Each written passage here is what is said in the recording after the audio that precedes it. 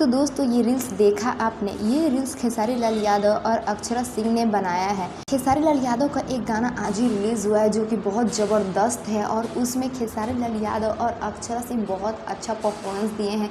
ये गाना बहुत ही ज़बरदस्त बना है और ये गाना बहुत पॉपुलर है। देखा जाए तो खेसारी लाल यादव का कोई भी गाना बहुत पॉपुलर होता है, बहुत आगे जाता है, लेकिन ये सबसे नंबर 1 पर है। ये बहुत अच्छा गाना बनाया गया है और उससे भी तो बढ़िया ये रील्स है जिस पर खेसारी लाल यादव और अक्षरा सिंह बनाए हैं। ये रील्स बहुत तेज़ी से वायरल हो रहा है, सबको बहुत पसंद आ रहा है और ये रील्स भी बहुत अच्छा है।